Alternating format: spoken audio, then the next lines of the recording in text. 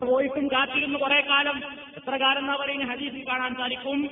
നബി സല്ലല്ലാഹു അലൈഹി വസല്ലം സല്ലൈനാ മഅൻ നബി സല്ലല്ലാഹു അലൈഹി വസല്ലം 16 ശഹ്റൻ ഔ 17 ശഹ്റൻ നഹ്വ ബൈത്തുൽ മഖ്ദിസ് ثم സുരിബ്നാ നഹ്വൽ കഅബ. ബറാ റളിയല്ലാഹു തആല അൻഹു എന്ന സഹാബി പറയുന്നു, ഞങ്ങൾ നബിയോടൊപ്പം മദീനയിലെത്തിയിട്ടും 16 മാസം, ഒരു റിപ്പോർട്ട് പറയും അല്ലെങ്കിൽ 16 17 മാസം ബൈത്തുൽ മുഖദ്ദസിലേക്ക് തന്നെ തിരിഞ്ഞു നിസ്കരിച്ചു. ഒന്നിച്ചില്ലാനം വർഷം അങ്ങനെ തിരിഞ്ഞു നിസ്കരിച്ചു. പിന്നീടാണ് കഅബാലയത്തിലേക്ക് മസ്ജിദുൽ ഹറാമിലേക്ക് തിരിയാനുള്ള കൽപ്പന വരുന്നത് എന്ന്. അപ്പൊ നബി സല്ലല്ലാഹു അലൈഹി വസല്ലം മദീനയിൽ എത്തിയിട്ടും 16 17 മാസത്തോളം ബൈത്തുൽ മുഖദ്ദസിലേക്ക് തന്നെ തിരിഞ്ഞു. പിന്നെയാണ് അള്ളാഹുവിന്റെ ആയത്തുകൾ ഇറങ്ങുന്നത്. നബിയുടെ ഈ താല്പര്യം പടച്ച തമ്പുരാൻ മനസ്സിലാക്കി അതിനനുസരിച്ച് നിയമർക്കണം. അത് നറാ തഖല്ലുബ വജ്ഹിക ഫിസ്സമായി, മുഹമ്മദേ നീ നിന്റെ മുഖമിങ്ങനെ ആകാശത്തിലേക്ക് തിരിച്ചിരിക്കുന്നത് ഞാൻ കാണുന്നുണ്ട്. ഇതായെങ്കിൽ എന്ന് വിചാരിച്ചുകൊണ്ട് മസ്ജിദുൽ ഹറാമിലേക്കൊന്ന് തിരിഞ്ഞ് നിസ്കരിക്കാനുള്ള കൽപ്പന കിട്ടിയെങ്കിൽ എന്ന് വിചാരിച്ചുകൊണ്ട് ആകാശത്തിലേക്ക് കൈകൾ ഉയർത്തിക്കൊണ്ട് നീ ഇങ്ങനെ ആഗ്രഹിച്ചിരിക്കുന്ന ഇരുത്തം ഞാൻ കണ്ടിരിക്കുന്നു. അതുകൊണ്ട് പല നുവല്ലിയന്നക ഖിബലതൻ തർവാഹ, മുഹമ്മദേ ഇഷ്ടപ്പെടുന്ന നിനക്ക് തൃപ്തിയുള്ള നീ ആഗ്രഹിക്കുന്ന ഭാഗത്തേക്ക് തന്നെ നിന്നെ നാം തിരിക്കുന്നതാണ്. അതുകൊണ്ട് ഇനി മുതൽ വല്ലി വരിഹക്കാൻ നിന്റെ മുഖത്തെ നീ തിരിക്കണം. ഷത്തറൽ മസ്ജിദുൽ ഹറാം, കഅബയിൽ ഉൾക്കൊള്ളുന്ന മസ്ജിദുൽ ഹറാമിന്റെ ഭാഗത്തേക്ക് തിരിച്ചേക്കുക. അതാണ് പടച്ചോന്റെ കൽപ്പന. ഈ ആയത്ത് ഇറങ്ങിയപ്പോഴാണ് അതുവരെ നിസ്കരിച്ചിരുന്ന ബൈത്തുൽ മുഖദ്ദസിലേക്കുള്ള തീയൽ മാറ്റിയിട്ട് എന്ത് ചെയ്തു? കാരണം ഖിബലയുടെ കഅബയുടെ ഭാഗത്തേക്ക് ഇമ്രാമിന്റെ ഭാഗത്തേക്കാക്കിയിട്ട് ഇസ്ലാമിലെ നിയമം വരുന്നത് ഈ കാലത്താണ്. ഇനി നമ്മൾ മനസ്സിലാക്കിയിരിക്കേണ്ടത്, ഇങ്ങനെ ഈ ഖിബലയുടെ നേരെ തിരിയൽ, ഖിബലയുടെ ഭാഗത്തേക്ക് തിരിഞ്ഞാൽ മതിയോ, കഅബയുടെ ശരിക്ക് ആ കൃത്യമായ കേന്ദ്രം കണ്ടുപിടിച്ച് അങ്ങോട്ട് തന്നെ തിരിയണോ? പണ്ഡിതന്മാർക്കിടയിൽ ഇഖ്തിലാഫുണ്ട്. എന്നാൽ കഅബ കാണുന്ന ഒരാളെ സംബന്ധിച്ചിടത്തോളം കഅബന്റെ ശരിക്ക് ആ നേരെ ഡയറക്ഷനിൽ നിന്നാൽ പോരാ, കഅബയുടെ നേരെ തന്നെ ശരിക്ക് നിൽക്കണം. പറഞ്ഞാൽ അതിന്റെ ഭാഗത്തുനിന്ന് ഒരിത്തിരി പോലും തെറ്റാൻ പാടില്ല കഅബ കാണുന്നവൻ. അല്ലാത്ത നാട്ടുകാരെ സംബന്ധിച്ചിടത്തോളം, നമ്മളെയൊക്കെ സംബന്ധിച്ചിടത്തോളം മസ്ജിദുൽ ഹറാം കഅബ നിലകൊള്ളുന്ന ആ ഭാഗത്തേക്ക് തിരിഞ്ഞു നിന്നാൽ മതി എന്നുള്ളതാണ്. അതേ മനുഷ്യനെ കൊണ്ട് സാധിക്കുകയുള്ളൂ. ഇനി മനസ്സിലാക്കിയിരിക്കേണ്ടത്, ഒരു സ്ഥലത്ത് നമ്മൾ എത്തിപ്പെട്ടു, ഖിബല മനസ്സിലാക്കാനൊരു മാർഗമല്ല, എന്ത് ചെയ്യണം? ഒരു ഭാഗത്തെത്തിപ്പെട്ടു. ഖിബല മനസ്സിലാക്കാനുള്ള മാർഗങ്ങളായിട്ട് പണ്ഡിതന്മാർ പറയുന്നത് എന്താണ്? വിശ്വസ്തരായ ആളുകൾ എടുത്തിട്ടുള്ള പള്ളികൾ നേരാതെ നോക്കിയിട്ട് അതാണ് ഖിബലാന്ന് മനസ്സിലാക്കി. ഇനി അതിലാണ് എന്ന് പോയിട്ട് പെട്ടത് യാത്രയിലാണ്, എവിടെ ഖിബലാന്നൊരു പിടുത്തമല്ല. എന്നാൽ ആരോടെങ്കിലും ചോദിക്കാൻ പറ്റുന്നുണ്ടെങ്കിൽ ചോദിച്ച് മനസ്സിലാക്കുക. നല്ലവനായ ആൾക്കാരെ ഉണ്ടെങ്കിൽ അടുത്ത് ചോദിച്ച് എവിടെയാണ് ഖിബലാന്ന് ചോദിച്ച് ആ റിപ്പോർട്ട് അനുസരിച്ച് ചെയ്യാം.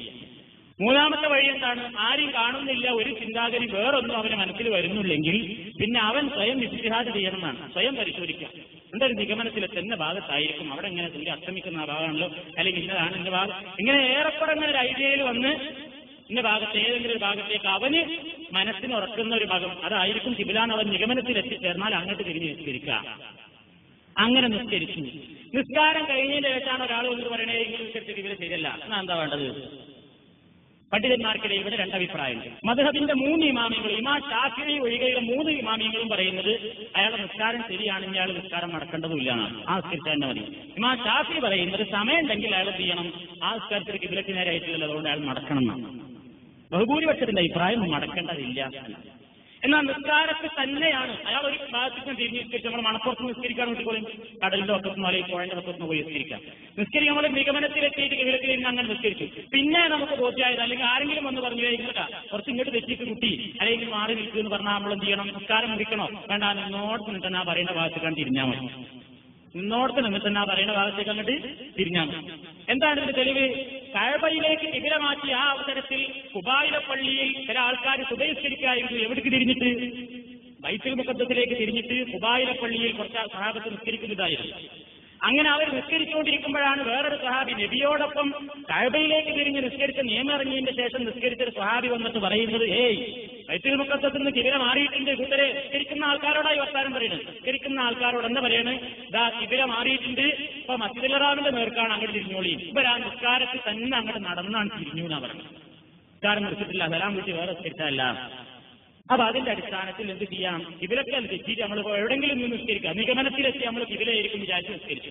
അപ്പൊ ഒരാൾ വന്ന് തുറന്ന് തെറ്റിയിട്ടുണ്ട് പറഞ്ഞാൽ തെറ്റിയോ ചോദിച്ചിട്ട് നമ്മൾ വേഗം സലാം വീട്ടി ഇടങ്ങാറാവുമെന്ന് വേണ്ട, പറഞ്ഞ ഭാഗത്തേക്ക് നേരാണ്ട് തിരിഞ്ഞാൽ മതി, ഒരു കുഴപ്പമില്ല, നിസ്കാരത്തിനൊരു ഭംഗവും നേരിടുകയില്ല.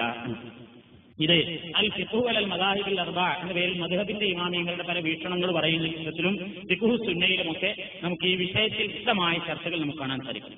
ഇനി നിർബന്ധമായി തിരിയേക്കുന്ന ഈ കിബില തന്നെ നമുക്ക് ഉപേക്ഷിക്കാം. എപ്പോ? സൗകര്യമില്ലാത്തപ്പോ. സൗകര്യമില്ലെങ്കിൽ കിബില പറഞ്ഞോ? ഇല്ല. ഏതാണ്? ഭയമുണ്ടായി. യുദ്ധരംഗത്ത് നിന്ന് നിസ്കാരത്തെ സംബന്ധിച്ച് നബി സല്ലല്ലാഹു അലൈഹി വസല്ലം പറഞ്ഞപ്പോൾ എന്ത് പറഞ്ഞു? സല്ലൂ റിജാലൻ ഖിയാമൻ അലാ അഖ്ദാമി. ശത്രു ഇങ്ങനെ ഊരിപ്പിടിച്ച വാട് വെച്ച് വരിക, എന്നാൽ കലാ കിട്ടുന്ന ഏർപ്പാടൊന്നുമില്ല, നിസ്കരിച്ചോളണം. എങ്ങനെ? നടന്നിട്ടോ, ഓടിയിട്ടോ, വാഹനപ്പുറത്തോ, മുസ്തഖ്ബിലിൽ കിബില, കിബിലക്ക് മുന്നിട്ടോ, ഔ ഗൈറ മുസ്തഖ്ബിലിയ, കിബിലക്ക് മുന്നിടാതെയോ, റൂട്ടിപ്പോ അങ്ങനെ കിബിലന്റെ നേരെ ഇങ്ങനെ ആട്ടിച്ചലിക്കൊന്നുമില്ലല്ലോ ഇപ്പൊ മുശ്രിക്ക് വാളും കൊണ്ടുവരുമ്പോ. ഇല്ല. അപ്പൊ എവിടുക്കാ റൂട്ട്, എവിടുക്കാ ഓടി രക്ഷപ്പെടുന്നെങ്കിൽ ആ ഓടുമ്പോഴും നിസ്കാരങ്ങാനും ഓട്ടം തീരുമ്പോഴേക്ക് തീരുന്നു കഥാ ആകും, അല്ലെങ്കിൽ സമയം തീരുന്നു ഭയപ്പെട്ടാൽ നിസ്കരിച്ചോണം. അപ്പൊ കിബില പ്രശ്നമല്ല എന്ന് നബി സല്ലല്ലാഹു അലൈഹി വസല്ലം പറഞ്ഞതായി നാഫിൽ ഇബ്നു ഉമറിൽ നിന്ന് ഉദ്ധരിച്ചതായി ഇമാം ബുഖാരി നിവേദനം ചെയ്തിട്ടുണ്ട്. വാഹനങ്ങളിലും ഇതേപോലെ തന്നെയാണ്. വാഹനങ്ങളിൽ യാത്ര ചെയ്യാം, കാറിൽ യാത്ര ചെയ്യണം. ഇറങ്ങി നിസ്കരിക്കാനുള്ള സമയം ഉണ്ടെങ്കിൽ നമ്മൾ ഇറങ്ങി നിസ്കരിക്കണം. അതല്ല ഇറങ്ങി നിസ്കരിച്ചാൽ പിന്നെ മറ്റു പ്രശ്നങ്ങൾ എന്തെങ്കിലും അർജന്റ് കാര്യത്തിന് പോണ് അങ്ങനെയൊക്കെ ആവുമ്പോഴെങ്കിൽ വാഹനത്തിൽ നിസ്കരിക്കാം. നമ്മുടെ നിയന്ത്രണത്തിലല്ലാത്ത വാഹനങ്ങൾ, കപ്പലാണ്, അല്ലെങ്കിൽ തീവണ്ടിയാണ്, അല്ലെങ്കിൽ ഫ്ലൈറ്റിൽ നിസ്കരിക്കാം. എങ്ങനെയാണ് അവിടെ കിബില? പറ്റുന്നുണ്ടെങ്കിൽ തുടങ്ങുന്ന അവസരത്തിൽ കിബിലക്ക് തിരിയാം. അപ്പൊ കപ്പലിലൊക്കെ നിസ്കരിക്കുമ്പോൾ അങ്ങനെയാണ്. കപ്പലിൽ നിസ്കരിക്കുമ്പോൾ പലപ്പോഴും സാധിക്കും ഏതാണ് കിബിലയുടെ ഡയറക്ഷൻ ഏതാണ്, ആ ഭാഗത്തേക്ക് തിരിഞ്ഞ് തക്ബീറത്തുൽ ഇഹ്റാം നിർവഹിക്കും. പിന്നെ കപ്പൽ ഏത് ഭാഗത്തേക്കാ തിരിയണമെങ്കിൽ പ്രശ്നമല്ല. കഴിയുന്നുണ്ടെങ്കിൽ തക്ബീറത്തുൽ ഇഹ്റാമിന്റെ ആ അവസരത്തിലെങ്കിലും കിബിലക്ക് മുന്നിടാം. അതിനും കഴിയില്ലെങ്കിലോ കഴിയണമായി നിസ്കരിക്കാം. ഫ്ലൈറ്റ് ഇപ്പൊ നമ്മൾ ഇവരോട് പറയാൻ പറ്റില്ല, പൈലറ്റിനോട് ഒന്ന് കിബിലന്റെ ഭാഗത്ത് നിന്ന് തിരിക്കണം, ഞങ്ങളൊന്ന് തക്ബീറത്തുൽ ഇഹ്റാം കെട്ടട്ടെ എന്ന് പറയാൻ അവിടെ നിർവാഹമില്ലല്ലോ. അപ്പൊ എന്താ പരിപാടി? ആ സീറ്റിൽ തന്നെ ഇരുന്നിട്ടാണ് നിസ്കരിക്കുക. നിസ്കരിക്കുമ്പോൾ സുജൂദ് എങ്ങനെ, റുക്കൂ എങ്ങനെയാണെന്നും ചിന്തിക്കട്ട. നബി സല്ലല്ലാഹു അലൈഹി വസല്ലം സുജൂദൊക്കെ അഫ്ളു റുക്കൂഅ, റുക്കൂവിനേക്കാൾ ഒരു ഇത്തിരിയും കൂടി താഴ്ന്ന സുജൂദായി. റുക്കൂയിൽ പോകുമ്പോൾ ഒന്ന് ഇത്തിരി കുഴിയും, സുജൂദിൽ അതിനേക്കാണ് കുറച്ചുകൂടി. അല്ലാതെ ഫ്ലൈറ്റിൽ ഇങ്ങനെ ഇരുത്തിട്ട് നിലത്തിങ്ങനെ മുറ്റിയാൽ ചിലപ്പോൾ ഇതിങ്ങനെ മേപ്പെട്ട് കയറുമ്പോൾ നിങ്ങൾ അപ്പുറത്തെത്തിയിട്ടുണ്ടാവും. അപ്പൊ അതുകൊണ്ട് അങ്ങനെ ഒന്ന് ബുദ്ധിമുട്ടുണ്ടാ. സൗകര്യം ഉള്ളതിനനുസരിച്ച് നിൽക്കാൻ കഴിയുമെങ്കിൽ നിൽക്കുക, ഇരിക്കുക അല്ലെങ്കിൽ ഇരിക്കുക, അല്ലെങ്കിൽ നമ്മൾ ഇരുന്നിട്ടുള്ള സീറ്റിൽ എങ്ങനെയാണോ പറ്റുന്നത് അങ്ങനെ. ഇതൊക്കെയും പണ്ഡിതന്മാർ പറയുന്നത് മഹല്ലു കുല്ലു ദാലിക. ഇങ്ങനെ ഈ വാഹനങ്ങളിൽ ഈ പ്രയാസപ്പെട്ടിട്ടുള്ള ഈ നിസ്കാരങ്ങളൊക്കെയും എപ്പോഴാണ്?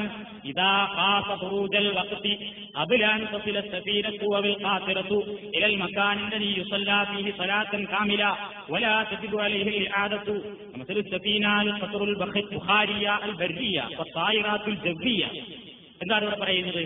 ഇതൊക്കെ ഈ വാഹനത്തിൽ ഇങ്ങനെ കിബിലൊന്നുമില്ലാതെ നിസ്കരിക്കാൻ പറയുന്നത് എപ്പോഴാണ്? വാഹന ഉദ്ദിഷ്ട സ്ഥാനത്ത് എത്തുന്നതിന്റെ മുമ്പ് നിസ്കാരത്തിന്റെ സമയം തീരുമെങ്കിലാണ്. അതല്ലെങ്കിലോ ഇറങ്ങിയാലും നിസ്കരിക്കാൻ സമയമുണ്ടെങ്കിൽ ഇപ്പൊ ഇന്നത്ര വാശി പിടിച്ചിട്ട് ഞാൻ ഇരുന്ന് നിസ്കരിക്കൊന്നും വേണ്ട. ഇറങ്ങിയിട്ട് നിസ്കരിക്കാൻ പറ്റുന്നുണ്ടെങ്കിൽ അതാണ് നല്ലത്. അതല്ല അവിടെ എത്തുമ്പോഴേക്ക് നമ്മൾ ഇവിടുന്ന് കയറി ദുബായിൽ നിന്നോ അല്ലെങ്കിൽ ഷാർജയിൽ നിന്നോ ഫ്ലൈറ്റ് കയറി കാലിക്കറ്റ് ഇറങ്ങുമ്പോഴേക്ക് നേരെ 8 മണിയായി 10 മണി അല്ലെങ്കിൽ 7:30 മണിയായിട്ടുണ്ട്. സുബൈ പോയല്ലോ ഉറപ്പാണല്ലോ. എന്നാൽ ഇത് നേരെയുള്ള നിസ്കാരങ്ങളൊക്കെ വേണമെങ്കിൽ ദുഹ്ർ അസറിൽ അങ്ങോട്ടാക്കാം, മഗ്രിബ് ഇശായിൽ അങ്ങോട്ടാക്കാം, അങ്ങോട്ടും ഇങ്ങോട്ടൊക്കെ സൗകര്യമുണ്ട് അഡ്ജസ്റ്റ്മെന്റിന്. സുബൈ സൗകര്യമല്ല. അതെന്ത് ചെയ്യണം? ഫ്ലൈറ്റിൽ നിന്ന് തന്നെ നിസ്കരിച്ചോളണം. നമ്മളെ ബാധിക്കുന്ന വിഷയമാണ്. ബഹുഭൂരിപക്ഷ ആൾക്കാരും ചെയ്യാറില്ല. ഇത് ചെയ്യണമെന്ന് തോന്നുന്ന ആൾക്കാർക്ക് തന്നെ അവിടെ എത്തുമ്പോൾ ഒരു വസ്വാസം.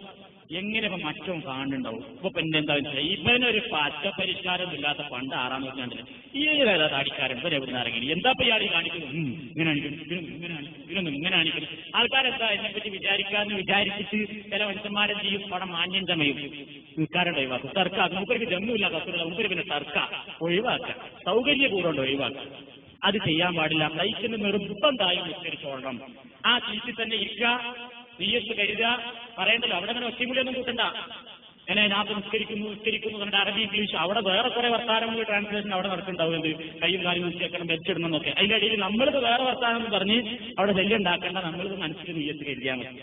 ഫ്ലൈറ്റിൽ അവിടെ ഇരുന്ന് നിസ്കരിക്കുന്നു എന്ന് കരുതുക. അല്ലാഹു അക്ബർ സൗകര്യമാണല്ലോ. ഒജ്ജഹത്തില്ല മനസ്സിലാക്കാൻ വേണ്ടി പറയണം. ഫാത്തിഹ ഓതുക, സൂറത്ത് ഓതുക, അല്ലാഹു അക്ബർ. റുക്കൂ എങ്ങനെ? ആ ഇരുന്ന ഇരിപ്പിൽ ഒന്നിങ്ങനെ കുനിയ, ഒരു ചാരി ഇരിക്കുകയല്ലോ, ഒന്നിങ്ങനെ കുനിയ. സുബ്ഹാന റബ്ബിയൽ അദീം, സമീഅല്ലാഹു ലിമൻ ഹമിദ, റബ്ബനാ ലക്കൽ ഹംദ്. സുജൂദോ ആ റുക്കൂയിലേക്കാണ് ഒരു ഇത്തിരിയും കൂടി കുനിയ, സുബ്ഹാന റബ്ബിയൽ അഅ്ലാ പറഞ്ഞ് പിന്നെ ഇടയിലിരിക്കാം. സാധാരണ ഇരിക്കുന്നത് പിന്നെയും പോവുക, പിന്നെ ഇരിക്കുക. അപ്പോൾ ഒരു റക്അത്ത് കഴിഞ്ഞില്ലേ, ഫാത്തിഹ ഓതുക, സൂറത്ത് ഓതുക, ഈ പറഞ്ഞ അതേപോലെ തന്നെ ചെയ്യാം. സലാം വെച്ച അല്ല ഇത്രയോടുകൂടെ നിങ്ങൾ സുബഹിസ്കാരം കഴിഞ്ഞു, ഇത് ചെയ്യുന്നതിന് വേണ്ടി നമ്മളിത് വിചാരിച്ചാൽ അത് ബുദ്ധിമുട്ടാണ്, അതൊക്കെ ശരിയായി ആ റുക്കൂ എന്ത് റുക്കൂഴാത്തത്, എന്ത് സുജൂദാത്തത് എന്നൊക്കെ വിചാരിച്ച് പഠിത്തവും കൂലിയും ഫത്തഖുല്ലാഹ മസ്തതഅ്തും, കഴിവിന്റെ പരമാവധി പഠിത്തവരെ സൂക്ഷിക്കുക. ലാ യുകല്ലിഫുല്ലാഹു നഫ്സൻ ഇല്ലാ വുസ്അഹാ, കഴിവിന്റെ പരിധിയിലപ്പുറം പഠിത്തവൻ ആരോടും ഒന്നും നിർബന്ധിക്കുന്നില്ല. എങ്ങനെയാണോ ചെയ്യാൻ പറ്റുക അങ്ങനെ ചെയ്യുക. അതാണ് പ്രവാചക തിരുമേനിയിൽ ഈ വിഷയത്തിൽ റിപ്പോർട്ട് ചെയ്യപ്പെട്ടുള്ളത്.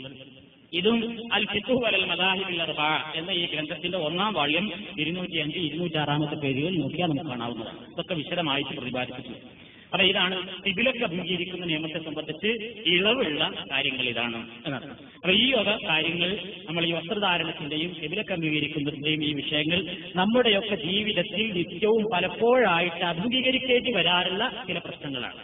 ഈ പ്രശ്നങ്ങളിൽ ഈ അറിവ് നമ്മൾ നേടിയെടുക്കുകയും അതറിവില്ലാത്ത ആൾക്കാരോട് ഇത് പറഞ്ഞ് മനസ്സിലാക്കി കൊടുത്തുകൊണ്ട് എന്നാലും ഖിബില ഒഴിവാക്കേണ്ടി വന്നാലും സുജൂദും റുക്കൂഉം ശരിക്ക് ചെയ്യേണ്ടി വരാത്ത സന്ദർഭങ്ങളിൽ പോലും നിസ്കാരം വേറൊരു സമയത്തേക്ക് മാറ്റിവെക്കാൻ നിർവാഹമില്ല. യുദ്ധരംഗത്ത് വരെ ഊരിപ്പിടിച്ച വാളുമായി ശത്രു വരുമ്പോഴും ഓടിക്കരച്ചുകൊണ്ട് നിസ്കരിച്ചോളണം എന്ന് ഖുർആൻ പറയുന്നുണ്ട്. അതുകൊണ്ട് നിസ്കാരം സൗകര്യപൂർവ്വം അത് കളാ വിട്ടാലോ എന്ന് വിചാരിച്ച് ലാഘവ ബുദ്ധിയോടുകൂടെ മാറ്റി നിർത്തുന്നത് ശരിയല്ല എന്ന് ഗൗരവത്തോടുകൂടെ ഈ വിഷയം നമ്മൾ മനസ്സിലാക്കുകയും അത് പഠിപ്പിക്കുകയും നിസ്കാരത്തിന്റെ ഗൗരവം ഏത് മേഖലയിലും വളരെ പ്രാധാന്യപൂർവ്വം മനസ്സിലാക്കേണ്ടതാണ് എന്ന് മറ്റുള്ളവരെ ഗ്രഹിപ്പിക്കുവാനും നമുക്ക് സാധിക്കണം. അള്ളാഹു അവന്റെ പ്രവാചകനിലൂടെ കാണിച്ചിരുന്ന നിയമങ്ങൾ അനുസരിച്ചുകൊണ്ട് ശരിയായ രൂപത്തിൽ ഇബാദത്തുകൾ അനുഷ്ഠിക്കുന്ന ഭാഗ്യവാന്മാരുടെ കൂട്ടത്തിൽ നമ്മെ ഏവരെയും ഉൾപ്പെടുത്തുമാറാകട്ടെ. നമ്മുടെ പ്രവർത്തനങ്ങളിൽ വന്നുപോകുന്ന ചെറുതും വലുതുമായ ദോഷങ്ങൾ ഗഫൂർ റഹീമായ തമ്പുരാൻ പുറത്തുമാക്കി പെരുമാറാകട്ടെ. നമ്മളിൽ നിന്ന് മരണപ്പെട്ടു പോയവർക്ക് അല്ലാഹു മഗ്ഫിറത്തും റഹ്മത്തും പ്രദാനം ചെയ്യുമാറാകട്ടെ. ഈമാനോടുകൂടെ മുസ്ലിമീങ്ങളായി മരിക്കുവാനുള്ള സൗഭാഗ്യം നമുക്ക് അല്ലാഹു സുബ്ഹാനഹു വ തആല പ്രദാനം ചെയ്യുമാറാകട്ടെ. اللهم ربنا تقبل منا إنك أنت السميع العليم وتب علينا إنك أنت التواب الرحيم. ربنا اغفر لنا ولإخواننا الذين سبقونا بالإيمان ولا تجعل في قلوبنا غلا للذين آمنوا ربنا إنك رؤوف رحيم. اللهم ربنا تقبل منا إنك أنت السميع العليم. ربنا لا تؤاخذنا إن نسينا أو أخطأنا. وآخر دعوانا أن الحمد لله رب العالمين. السلام عليكم ورحمة الله وبركاته. وعليكم ورحمة الله وبركاته. الحمد لله رب العالمين، نحمده ونستعينه ونستغفره ونستهديه ونؤمن به ونتوكل عليه ونعوذ بالله من شرور أنفسنا ومن سيئات أعمالنا. من يهده الله فلا مضل له ومن يضلل فلن تجد له وليا مرشدا. اللهم صل على محمد وعلى آل محمد كما صليت على إبراهيم وعلى آل إبراهيم إنك حميد مجيد. اللهم بارك على محمد وعلى آل محمد كما باركت على إبراهيم وعلى آل إبراهيم إنك حميد مجيد. أما بعد فإن خير الحديث كتاب الله وخير الهدي هدي محمد صلى الله عليه وسلم وشر الأمور محدثاتها وكل محدثة بدعة وكل بدعة ضلالة. أعوذ بالله من الشيطان الرجيم. بسم الله الرحمن الرحيم. ما كان للمشركين أن يعمروا مساجد الله شاهدين على أنفسهم بالكفر أولئك حبطت أعمالهم وفي النار هم خالدون. إنما يعمر مساجد الله من آمن بالله واليوم الآخر وأقام الصلاة وآتى الزكاة ولم يخش إلا الله فعسى أولئك أن يكونوا من المهتدين. സഹോദരന്മാരെ, സുഹൃത്തുക്കൾ, നമസ്കാരം എന്ന വിഷയത്തിന്റെ ആമുഖമായി കഴിഞ്ഞ ചില ക്ലാസുകളിൽ പല കാര്യങ്ങളും നിങ്ങൾ മനസ്സിലാക്കി. നമസ്കരിക്കുന്നവന്റെ വസ്ത്രധാരണ രീതിയെ സംബന്ധിച്ചും നമസ്കാരം ശരിയായി തീരാൻ ആവശ്യമായ പരിശുദ്ധ കഅബാലയത്തിലേക്കുള്ള അഥവാ ഖിബലയിലേക്ക് തിരിഞ്ഞു നിൽക്കുന്നതിനെ സംബന്ധിച്ചുമാണ് കഴിഞ്ഞ ക്ലാസ്സിൽ നിങ്ങൾ മനസ്സിലാക്കിയത്. ഇന്ന് നമസ്കരിക്കാൻ നിൽക്കുന്ന സ്ഥലത്തെ സംബന്ധിച്ചും അതേപോലെ തന്നെ നമസ്കരിക്കാൻ നിൽക്കുമ്പോൾ ശ്രദ്ധിക്കേണ്ടുന്ന മറ്റൊരു പ്രധാനപ്പെട്ട നിയമത്തെ സംബന്ധിച്ചുമാണ് നിങ്ങളുടെ ശ്രദ്ധയിൽ കൊണ്ടുവരാൻ ഞാൻ ഉദ്ദേശിക്കുന്നു.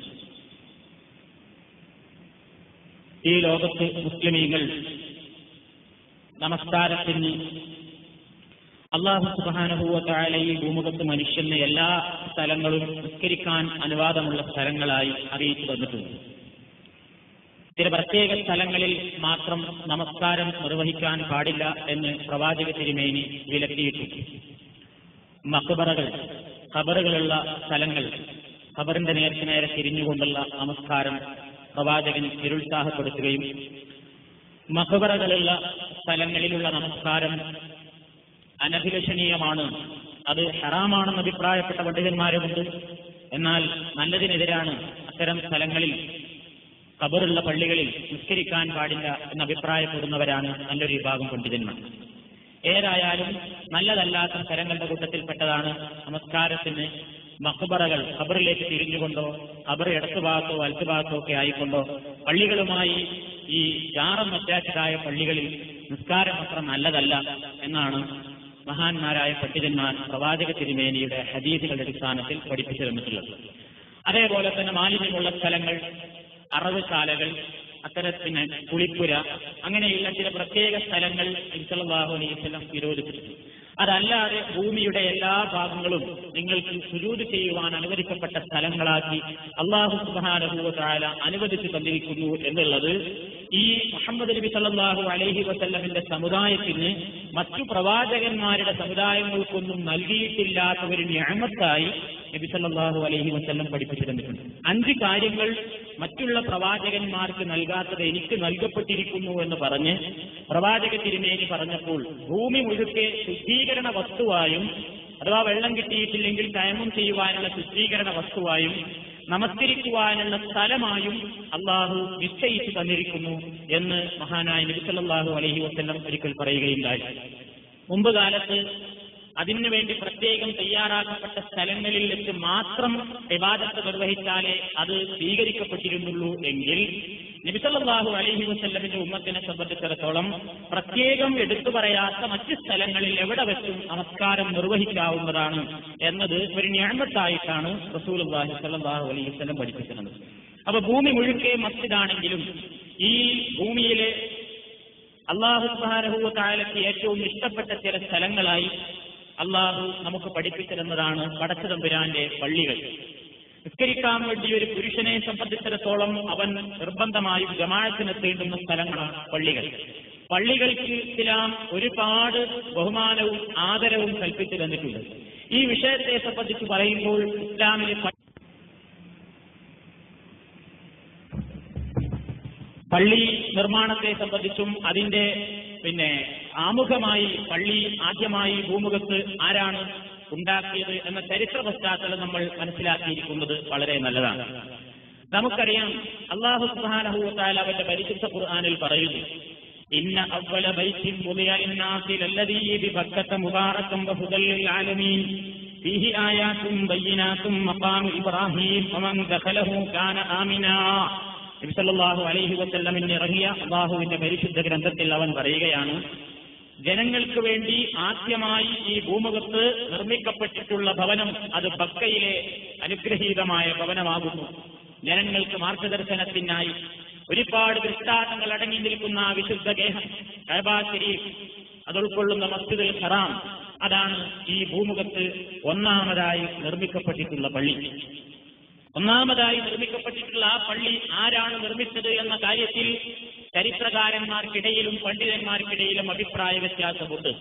ഒരു വിഭാഗം ആളുകൾ പറയുന്നത് ആദം നബി അലൈഹിസ്സലാത്തു വസ്സലാമിന്റെ കാലത്ത് തന്നെ കഅബ ശരീഫ് നിർമ്മിക്കപ്പെട്ടിട്ടുണ്ട് എന്നും പിന്നീട് നൂഹ് നബിയുടെയും അതേപോലെ തന്നെ പല പ്രവാചകന്മാരുടെയും കാലത്ത് അത് പല രൂപത്തിലുള്ള നാശത്തിന് വിധേയമാവുകയും അങ്ങനെ തേഞ്ഞുമാഞ്ഞു പോവുകയും ഒക്കെ ചെയ്തതാണെന്നും അതിന്റെ അടിത്തറ പണ്ട് മുതലേ ഉണ്ട് എന്നാണ് നല്ലൊരു വിഭാഗം പണ്ഡിതന്മാർ അഭിപ്രായപ്പെടുന്നത്.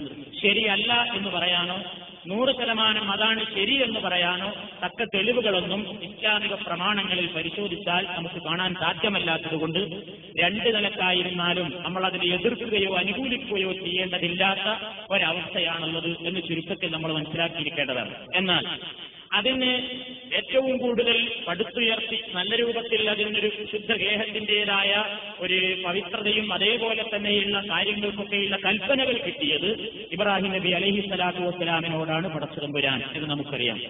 وإذ يرفع إبراهيم القواعد من البيت وإسماعيل ربنا تقبل منا إنك أنت السميع العليم. സൂറത്ത് അൽ-ബഖറയിൽ അല്ലാഹു തആല പറയുന്നു, ഇബ്രാഹിമും മകൻ ഇസ്മായിലും കൂടെ കഅബാലയം അതിന്റെ അടിത്തറയിൽ നിന്ന് പടുത്തുയർത്തിയ സന്ദർഭം എന്ന് പരിശുദ്ധ ഖുർആൻ പറയുന്നു. അപ്പൊ അവരുടെ കൈക്കാണ് അതിന്റെ നിർമ്മാണം പൂർത്തിയായത് എന്ന് പരിശുദ്ധ ഖുർആൻ നമുക്ക് പഠിപ്പിച്ചു തരുന്നുണ്ട്.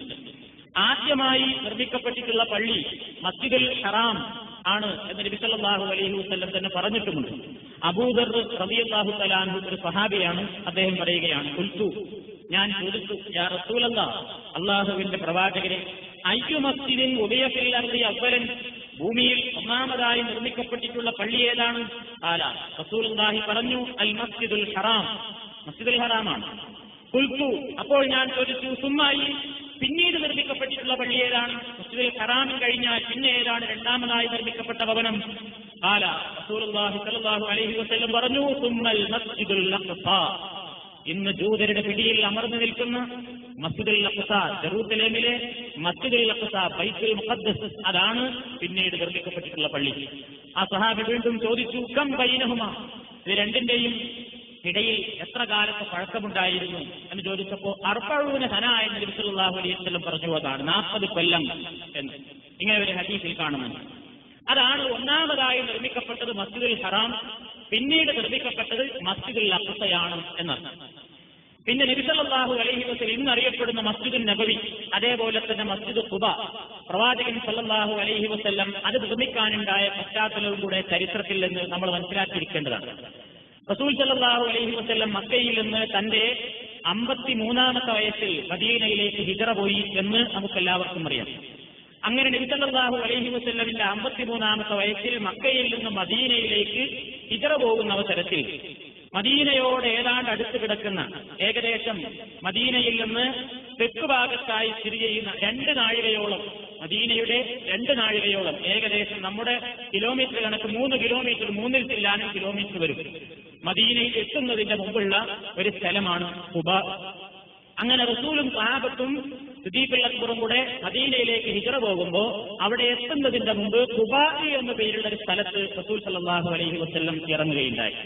അല്പദിവസം അവിടെ ആ കടലിക്കാണ് നബി സല്ലല്ലാഹു അലൈഹി വസല്ലം മദീനയിൽ എത്തുന്നതിന്റെ മുമ്പ് ഖുബായിൽ ഇറങ്ങിയപ്പോ അവിടെ നിർമ്മിച്ചിട്ടുള്ള പള്ളിയാണ് മദീനയിൽ 4ാമത്തെ പള്ളി. ആ പള്ളിക്കാണ് മസ്ജിദ് ഖുബ എന്ന പേരിൽ ഇന്നും അറിയപ്പെടുന്നത്. ഹാജിമാർ മക്കയിൽ പോകുമ്പോൾ, മദീനയിൽ പോകുമ്പോൾ ഇന്നും ഖുബായിലെ പള്ളിയിൽ പോകാറുണ്ട്. അവിടെ പോകൽ പ്രത്യേക സുന്നത്തുള്ളതായി പ്രവാചകൻ സല്ലല്ലാഹു അലൈഹി വസല്ലമിന്റെ ഹദീസുകളിൽ കാണാൻ സാധിക്കും. ഈ പള്ളിയെ സംബന്ധിച്ച് പരിശുദ്ധ ഖുർആൻ പുകഴ്ത്തി പറഞ്ഞിട്ടുണ്ട്. സൂറത്ത് തൗബയിൽ 108-ാമത്തെ ആയത്ത്, ലമസ്ജിദുൻ ഉസ്സിസ അല തഖ്വ മിൻ അവ്വലി യൗമിൻ അഹഖു അൻ തഖൂമ ഫീഹി ഫീഹി റിജാലുൻ യുഹിബ്ബൂന അൻ യതതഹറു വല്ലാഹു യുഹിബ്ബുൽ മുത്തഖിരീൻ.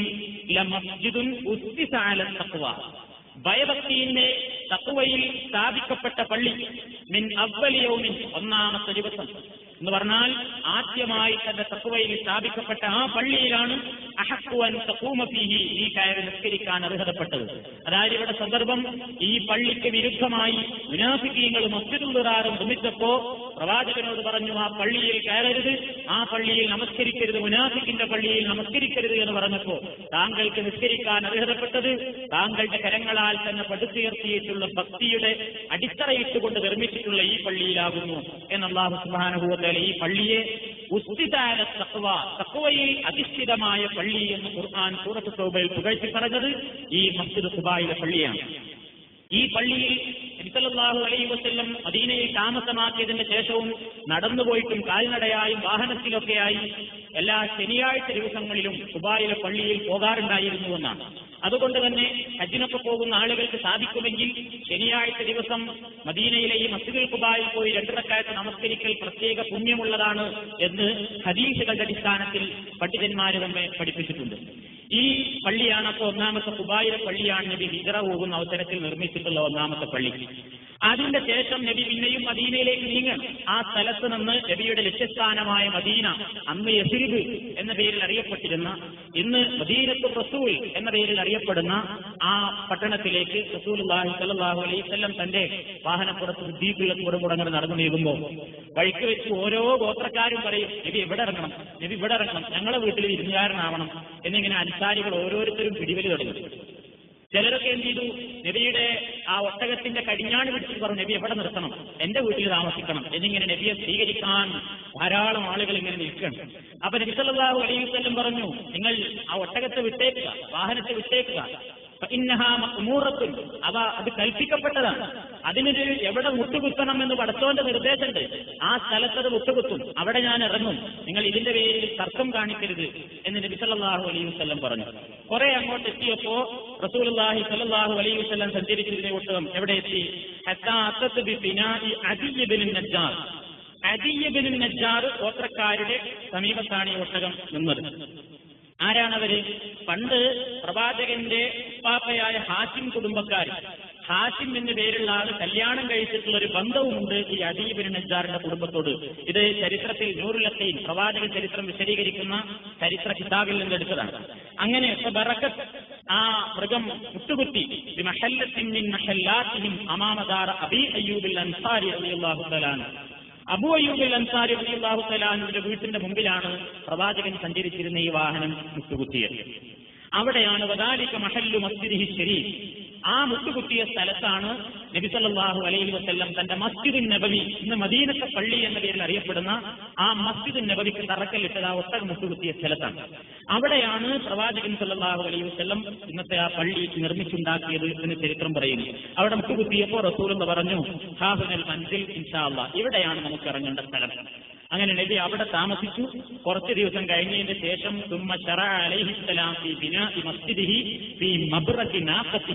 ആ ഒട്ടകം മുട്ടുകുത്തി ആ സ്ഥലത്ത് പള്ളി നിർമ്മിക്കാൻ നബി സല്ലല്ലാഹു അലൈഹി വസല്ലം ആരംഭിച്ചു.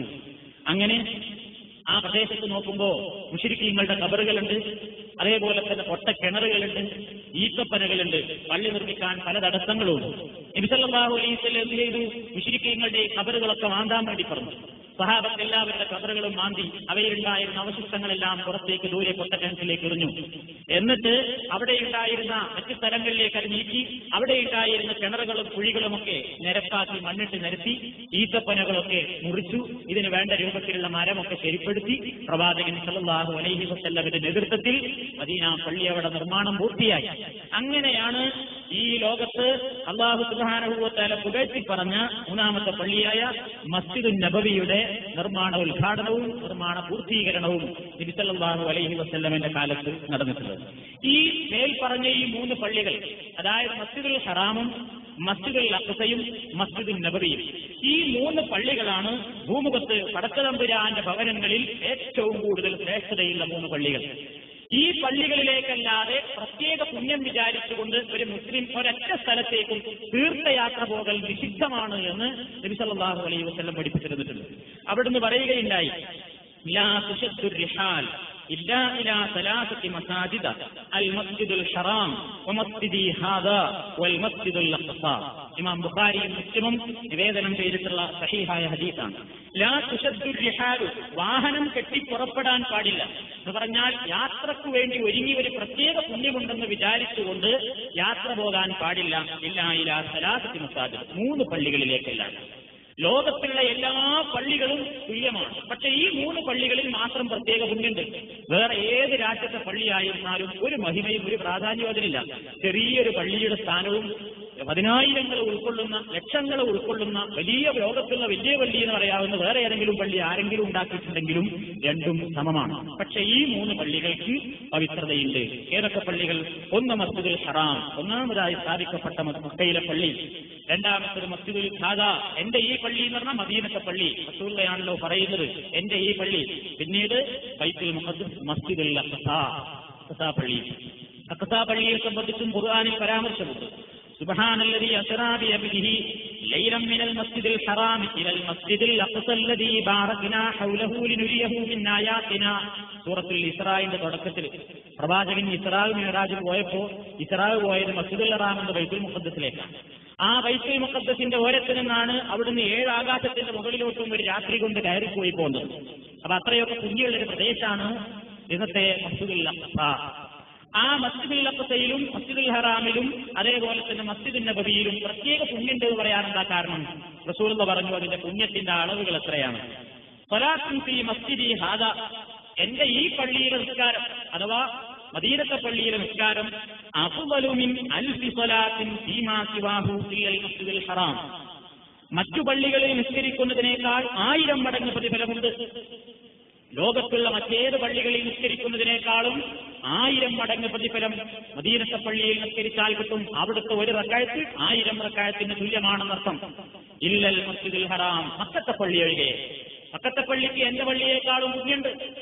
എന്താ കാരണം? സ്വലാത്തുൻ ഫിൽ മസ്ജിദുൽ ഹറാം, മക്കയിലെ മസ്ജിദുൽ ഹറാമിലുള്ള നിസ്കാരം അഫ്ളലു മിൻ മിഅത്തി അൽഫി സ്വലാത്തിൻ ഫീമാ സിവാഹു, മറ്റു പള്ളികളിലുള്ള നിസ്കാരത്തിന്റെ എത്രയാണ്? 100,000, 1,00,000 മടങ്ങ് പ്രതിഫലമുണ്ട്. ഏതിന്? മക്കയിലെ നിസ്കാരത്തിൽ. അപ്പൊ മക്കയിൽ നിസ്കരിക്കുന്ന ഒരു റക്അത്ത് ലോകത്തിന്റെ വിവിധ ഭാഗങ്ങളിലുള്ള പള്ളികളിൽ നിസ്കരിക്കുന്നതിനേക്കാൾ 1,00,000 പ്രതിഫലമുണ്ട് എന്നാണ്. അതാണ് ഉംറക്കും ഹജ്ജിനൊക്കെ പോകുമ്പോൾ മസ്ജിദുൽ ഹറാമിൽ തന്നെ കാര്യമായിട്ട് സമയം കഴിച്ചുകൂട്ടണം നമ്മൾ പറയുന്നത്. ചില ആൾക്കാർ മദീനയിൽ പോയിട്ട് 8 ദിവസം അവിടെ കെട്ടിക്കിടക്കണം, 40 നിസ്കാരം അവിടുന്ന് നിർവഹിക്കണം എന്നൊക്കെ പറയുമ്പോഴും കൂട്ടരെ മദീനത്തെ പള്ളിയിൽ 1000 പുണ്യുള്ളൂ, മസ്ജിദുൽ ഹറാമിൽ 1,00,000 അവിടെയാണ് ചെലവഴിക്കേണ്ടത് എന്നൊക്കെ പറയുന്നതിന്റെ കാരണവും ഇത് തന്നെയാണ്. നബി സല്ലല്ലാഹു അലൈഹി വസല്ലമിന്റെ തിരുനാവ് കൊണ്ട് തന്നെ അവിടുന്ന് പഠിപ്പിച്ചതാണ്, എന്റെ ഈ പള്ളിയേക്കാൾ പുണ്യം 1,00,000 പ്രതിഫലമാണ്. എവിടെ? ലോകത്തിന്റെ മറ്റു പള്ളികളിൽ നിസ്കരിക്കുന്നതിനേക്കാൾ 1,00,000 മടങ്ങ് പ്രതിഫലം മസ്ജിദുൽ ഹറാമിലുണ്ട്. അപ്പൊ അവിടെ 1,00,000, മദീനത്ത് 1000. ബൈത്തുൽ മുഖദ്ദസിനെ പറ്റിയാണ് പിന്നെ അഭിപ്രായ വ്യത്യാസം. ഇമാം ബൈഹഖി നിവേദനം ചെയ്തിട്ടുള്ള ഹദീസ് 500 പ്രതിഫലമാണ് എന്ന് കാണുന്നുണ്ട്. 500 ഇരട്ടി ലോകത്തിന്റെ മറ്റു പള്ളികളിൽ നിസ്കരിക്കുന്നതിനേക്കാൾ 500 റക്അത്തിന്റെ കൂലിയുണ്ട് എന്ന്. എന്നാൽ ബൈഹഖിയുടെ ആ റിപ്പോർട്ടിൽ ആ ഹദീസിനെ പറ്റി ഇബ്രാഹിം ഇബ്നു അബീ ഹയ്യ വഹുവ വാഹിദ്, ആ ഹദീസിന്റെ പരമ്പരയിൽ ഇബ്രാഹിം ഇബ്നു അബീ ഹയ്യ എന്നൊരു വ്യക്തിയുണ്ട്, അദ്ദേഹം ദുർബലനാണ്. അതുകൊണ്ട് ആ ഹദീസിന്റെ സനദ് അത്രമാത്രം പ്രബലമല്ലാത്തതുകൊണ്ട് 500 പുണ്യമുണ്ട് എന്ന് പറയുന്നത് അത്ര ശരിയല്ല എന്ന് ചില പണ്ഡിതന്മാർ അഭിപ്രായപ്പെട്ടിട്ടുണ്ട്. അവർ പറയുന്നത് അതിനേക്കാൾ സഹിഹായി വന്നിട്ടുള്ളത് 250 പ്രതിഫലമേ ഉള്ളൂ എന്നാണ്. അൻ അബീ ദർ ഖാല, അബൂ ദർ റളിയല്ലാഹു തആല അൻഹു പറയുകയാണ്, തദാക്കർനാ വനഹ്നു ഇൻദ റസൂലില്ലാഹി സ്വല്ലല്ലാഹു അലൈഹി വസല്ലം, ഞങ്ങളൊരിക്കൽ നബിയുടെ അരികിലിരിക്കും അങ്ങനെ ചർച്ച ചെയ്തു പള്ളികളെ സംബന്ധിച്ച്. അയ്യുഹുമാ അഫ്ളലു, 2 പള്ളികളിൽ ഏതിനാണ് ശ്രേഷ്ഠത എന്നാണ് ഞങ്ങൾ ഇങ്ങനെ ചർച്ച ചെയ്യുന്നത്. ആ മസ്ജിദ് റസൂലില്ലാഹി സ്വല്ലല്ലാഹു അലൈഹി വസല്ലം അം ബൈത്തുൽ മുഖദ്ദസ്, മസ്ജിദുൽ അഖ്സക്കാണോ അഥവാ ബൈത്തുൽ മുഖദ്ദസിനാണോ അതല്ല മദീനത്തെ പള്ളിക്കാണോ ഏറ്റവും ഫദ്ലുള്ളത്? അപ്പൊ റസൂലുള്ളാഹി പറഞ്ഞു, സ്വലാത്തുൻ ഫീ മസ്ജിദി, എന്റെ ഈ പള്ളിയിലെ നിസ്കാരം അഫ്ളലു മിൻ 4 സ്വലവാത്തിൻ ഫീഹി, ബൈത്തുൽ മുഖദ്ദസിലെ നിസ്കാരത്തിന്റെ 4 ഇരട്ടിയാണ് ഇവിടെ. അപ്പോ 1000 നബി പറഞ്ഞിട്ടുണ്ടല്ലോ, അപ്പൊ 4 ഇരട്ടി പറയുമ്പോൾ അവിടെ 250. അതാണ് സഹിഹായ ഹദീസ്. ഇത് ഹാക്കിം ഉദ്ധരിച്ചതാണ്, സഹിഹാണെന്ന് പണ്ഡിതന്മാർ അഭിപ്രായപ്പെട്ടിട്ടുണ്ട്. എന്നതിന്റെ അടിസ്ഥാനത്തിൽ 500 ഇല്ല 250 ഉള്ളൂ എന്നും ഒരു വിഭാഗം അഭിപ്രായപ്പെടുന്നു. ഏതായാലും ലോകത്ത് മസ്ജിദുൽ ഹറാമും മസ്ജിദുൽ നബവിയും കഴിച്ചാൽ മസ്ജിദുൽ അഖ്സക്കാണ് പുണ്യമുള്ളത് എന്ന കാര്യത്തിൽ മുസ്ലിം ലോകത്ത് പണ്ഡിതന്മാർക്കിടയിൽ ആർക്കും തർക്കമില്ല.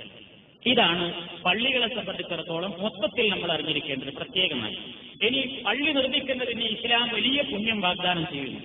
നബി സല്ലല്ലാഹു അലൈഹി വസല്ലം പറയുകയുണ്ടായി, അൻ ഉസ്മാൻ ഇബ്നു അഫ്ഫാൻ റളിയല്ലാഹു തആല അൻഹു അൻ നബി സല്ലല്ലാഹു അലൈഹി വസല്ലം ഖാൽ, മൻ ബനാ ലില്ലാഹി മസ്ജിദ യബ്തഗി ബിഹി വജ്ഹല്ലാഹ് ബനല്ലാഹു ലഹു ബൈതൻ ഫിൽ ജന്ന. മുത്തഫഖുൻ അലൈഹി. ആരെങ്കിലും പടച്ചതമ്പുരാന് വേണ്ടി ഒരു പള്ളി നിർമ്മിച്ചാൽ, എന്നിട്ട് നബി പ്രത്യേകം എടുത്തു പറഞ്ഞു, യബ്തഗി ബിഹി വജ്ഹല്ലാഹ്, അല്ലാഹുവിന്റെ പൊരുത്തം ആഗ്രഹിച്ചു പടച്ചോന്റെ നിന്ന് കൂലി കിട്ടണം എന്ന ഉദ്ദേശത്തോടു കൂടെ ആരെങ്കിലും ഒരു പള്ളി നിർമ്മിച്ചാൽ ബനല്ലാഹു ലഹു ബൈതൻ ഫിൽ ജന്ന, സ്വർഗീയാരാമത്തിൽ പടച്ചതമ്പുരാൻ അവന് വേണ്ടി ഒരു ഭവനം ഒരുക്കി വെക്കുന്നതാണ്, ഒരു വീട് അവന് വേണ്ടി നിർമ്മിച്ചു കൊടുക്കുന്നതാണ് എന്ന് റസൂൽ സല്ലല്ലാഹു അലൈഹി വസല്ലം പറയുന്നു. ഇവിടെ നമ്മൾ ശ്രദ്ധിക്കേണ്ടത്, പള്ളി നിർമ്മിക്കുമ്പോൾ പേരിനും പെരുമക്കും വേണ്ടി എന്റെ പേരയും ഉണ്ടാവണം, അതിന്റെ പേരയും കൊത്തിവെക്കണം, അതിന്റെ കല്ലുമ്പലിന്റെ പേരുണ്ടാവണം എന്നൊക്കെയുള്ള അഭിപ്രായത്തിൽ പല ആൾക്കാരും പല പള്ളികളും നിർമ്മിക്കാറുണ്ട്. അവരുടെ ആത്മാർത്ഥത അവർക്കേ അറിയൂ, നമ്മൾ വിമർശിക്കുകയല്ല. പക്ഷേ ഇസ്ലാം മൊത്തത്തിൽ പറയുന്നു അള്ളാഹുവിന്റെ പൊരുത്തം ഉദ്ദേശിക്കുക എന്നുള്ളത് ഏത് കാര്യത്തിലും ആവശ്യമായതുപോലെ പള്ളി നിർമ്മാണത്തിലും പടച്ചവന്റെ പ്രീതി ഉദ്ദേശിച്ചുകൊണ്ട് ആരെങ്കിലും പള്ളി നിർമ്മിച്ചാൽ തത്തുല്യമായ ഒരു ഭവനം പടച്ചതമ്പുരാൻ അവന്റെ സ്വർഗീയാരാമത്തിൽ അവന് വേണ്ടി നിർമ്മിച്ചു കൊടുക്കും. നിർമ്മാണത്തിന്റെ കാര്യത്തിൽ സല്ലല്ലാഹു അലൈഹി വസല്ലം ചില നിയമങ്ങൾ പറയുകയുണ്ടായി. അവിടുന്ന് പറഞ്ഞു, അന്നനബിയ സല്ലല്ലാഹു അലൈഹി വസല്ലം ഖാല ലാ തഖൂമു സ്സാഅ ഹത്താ യതബാഹ അന്നാസു ബിൽ മസാജിദി. അന്ത്യനാൾ സംഭവിക്കുകയില്ല, ഏതുവരെ ജനങ്ങൾ ഇങ്ങനെ മത്സരിക്കും, ജനങ്ങൾ ഫഖർ നടിക്കും, ബിൽ മസാജിദി പള്ളികളെ കൊണ്ട് ഫഖർ നടിക്കുന്ന ഒരു കാലം വരും. വന്നില്ലേ? പ്രവാചകന്റെ ആ പ്രവചനം അക്ഷരാർത്ഥത്തിൽ നിന്ന് പുലർത്തിരിക്കുകയാണ്. എല്ലാ വിഭാഗം ആളുകളും ഇന്ന് പള്ളി നിർമ്മാണത്തിൽ മത്സരിച്ചോടുകയാണ്, മത്സരിച്ച് നിർമ്മിക്കുകയാണ്. ഒരു മഹല്ലുണ്ടെങ്കിൽ ഞങ്ങളുടെ പള്ളിയുടെ മിനാരം എല്ലാവരുടെ പള്ളിയേക്കാളും കവച്ചു വെക്കണം എന്ന അടിസ്ഥാനത്തിൽ എല്ലാവരും അഹങ്കരിക്കുകയാണ് സത്യത്തിൽ നിന്ന് പള്ളികൾ മുഖേന. 10,000ങ്ങളുടെ പള്ളി, $10,000 പള്ളി, ലക്ഷങ്ങളുടെ പള്ളി, കോടികളുടെ പള്ളി. സമൂഹത്തിലെ തെറ്റ കുടിലുകൾ ഉണ്ടെങ്കിലും കൂടി അവിടെയുള്ള പള്ളികൾ ഏറ്റവും അധികം ഉയർന്നു നിൽക്കുന്ന, എന്നാൽ അവിടെ ഹിദായത്തിന്റേതായ ഒരു അംശങ്ങളും കാണാത്ത രൂപത്തിൽ പള്ളികൾ ഇങ്ങനെ പുറമോടി ഊട്ടി ഇങ്ങനെ നിർമ്മിക്കുന്ന വിഷയത്തിൽ ഇന്ന് ആളുകൾ മത്സരിച്ചുകൊണ്ടിരിക്കുകയാണ്. ഇത് അന്ത്യനാടിന്റെ ലക്ഷണമാണ്.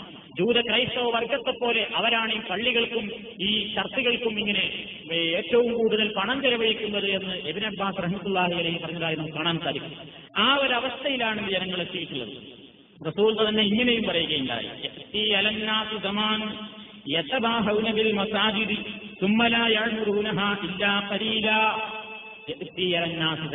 ജനങ്ങൾക്കൊരു കാലം വരാനിരിക്കും, അന്നവർ യതബാഹൗന അവർ പെരുമ നടിക്കും, ഇതിൽ മസാജിദി പള്ളികളുടെ പേര്, സുമ്മലാ യഅ്മുറൂനഹ ലാ ഇല്ലാ ഖലീല പള്ളി അങ്ങനെ എടുത്തിടും, അത് പരിചരിക്കാൻ ആളുണ്ടാവില്ല. അതാണ് സത്യം. പ്രവാചകൻ ചുരുക്കൽ പറയുകയുണ്ടായി, لا يبقى من الإسلام إلا اسمه ولا يبقى من القرآن إلا رسمه مساجدهم عامرة وهي خراب من الهدى. റസൂൽ പറയാൻ ഒരു കാലഘട്ടം വരും, അന്ന് ഇസ്ലാം പേരിൽ മാത്രമേ ഉണ്ടാവുള്ളൂ. എല്ലാവർക്കും ഇത്തരം മുസ്ലിങ്ങളെ പേരുണ്ട്, വേറൊന്നുമില്ല, മുസ്ലിമാണ്. എന്തുകൊണ്ട്? മാപ്പിളയാണ്, ഒരു പേരിൽ മാത്രം. പിന്നെ ഖുർആൻ ഇവിടെ ഉണ്ട്. എങ്ങനെ? ഖുർആനിൽ ലിപികൾ മാത്രം ബാക്കിയാകും. ഖുർആൻ നോക്കിയാൽ ഏഴിൽ അവിടെ നിയമങ്ങളൊന്നും ആരുടെ ജീവിതത്തിലും കാണാത്തൊരു കാലം വരും.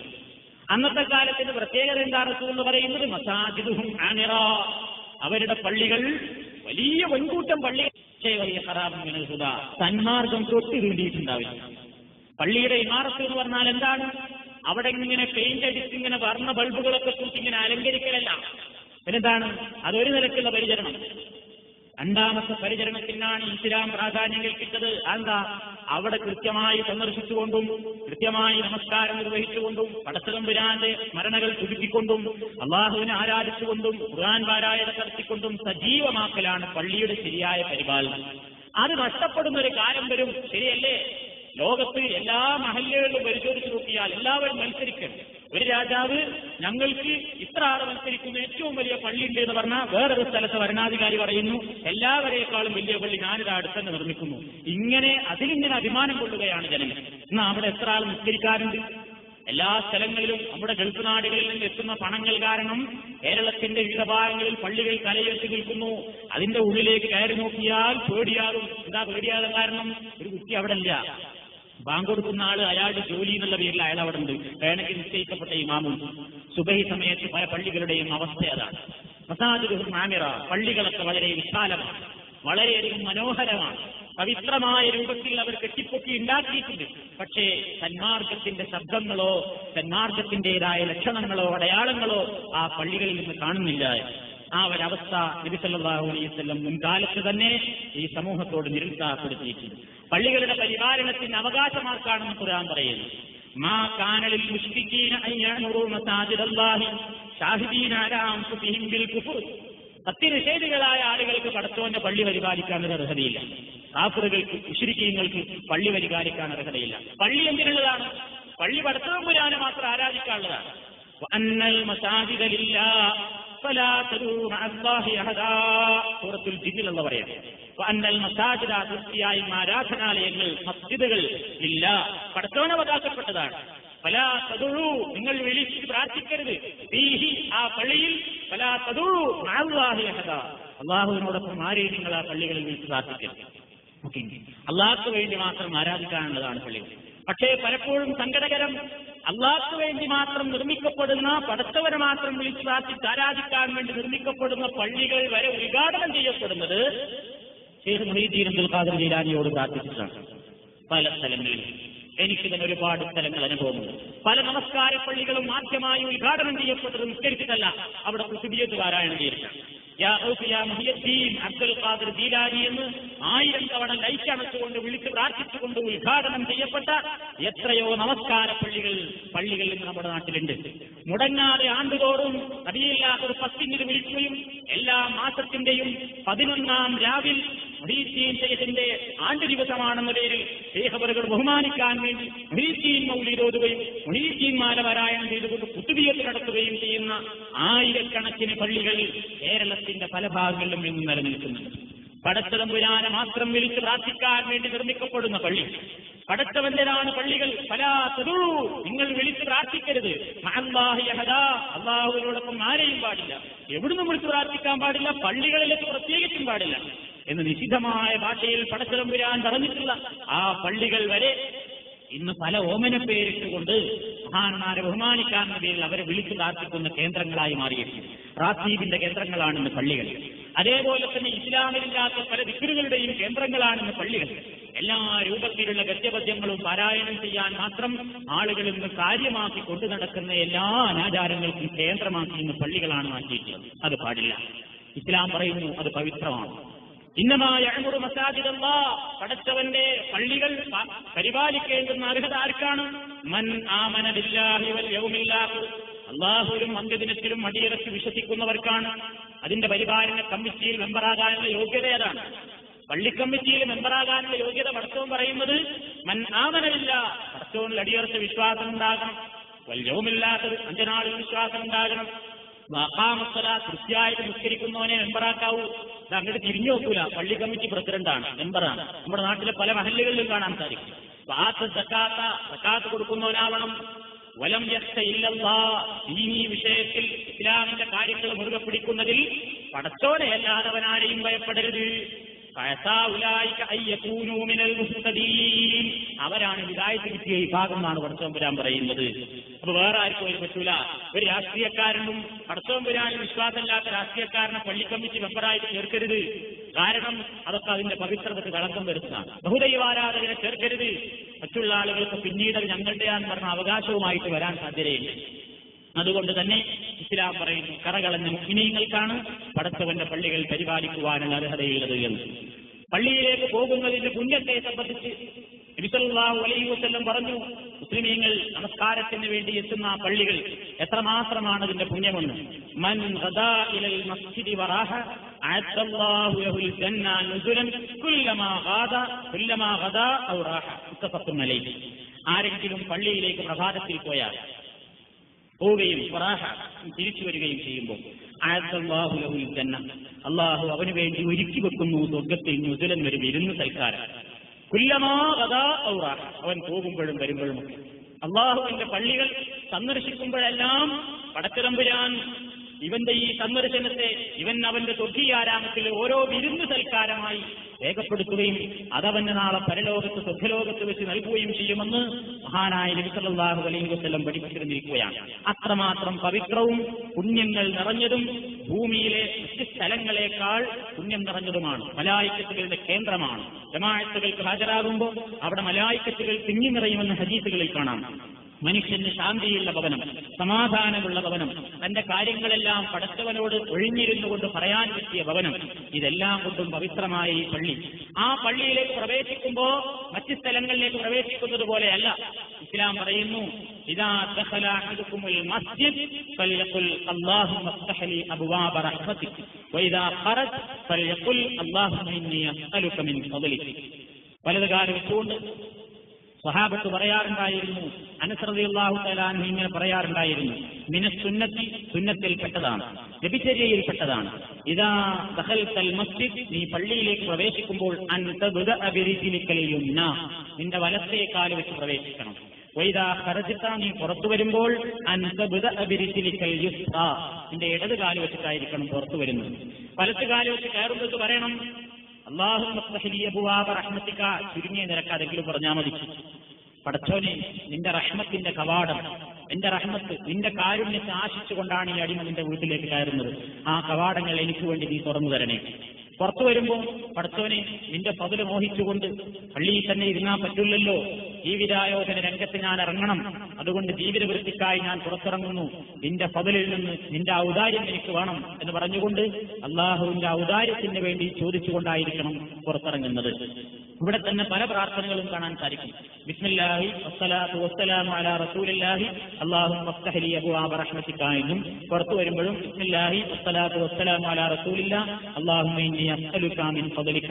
ഈ അർത്ഥത്തിലുള്ള ഏതെങ്കിലും പ്രാർത്ഥനകൾ നമ്മൾ നിർവഹിച്ചാൽ നമുക്ക് ആ സുന്നത്ത് കിട്ടി. ഇത് നമ്മൾ മറക്കരുത്. പള്ളിയിലേക്ക് പ്രവേശിക്കുമ്പോൾ വലതു കാല് വെച്ചുകൊണ്ട് ഈ ദുആ ചൊല്ലണം, തിരിച്ചു പോരുമ്പോഴും ഇടതു കാല് വെച്ചുകൊണ്ട് ഈ ദുആ നമ്മൾ നിർവഹിക്കണം. അതേപോലെ തന്നെ പള്ളിയിലേക്ക് കയറുമ്പോൾ മറ്റുള്ള ഭവനങ്ങളെ അപേക്ഷിച്ച് അള്ളാഹുവിന്റെ പള്ളിയിലെത്തുമ്പോൾ 2 റക്അത്ത് തഹ്ഹിയ്യത്ത് നമസ്കരിക്കണം. ഒരു കാഴ്ചയാണ്. ഇദാ ദഖല അഹദുകുമുൽ മസ്ജിദ് ഫൽയർക റക്അത്തൈനി ഖബ്ല അൻ യജ്ലിസ. നിങ്ങളിൽ ആരെങ്കിലും പള്ളിയിലേക്ക് പ്രവേശിക്കുമ്പോൾ ഫൽയർക റക്അത്തൈനി, 2 റക്അത്ത് അവൻ നമസ്കരിക്കട്ടെ, ഖബ്ല അൻ യജ്ലിസ, ഇരിക്കുന്നതിന്റെ മുമ്പ്. അപ്പൊ ഇരിക്കുന്നതിന് മുമ്പ് നമ്മൾ 2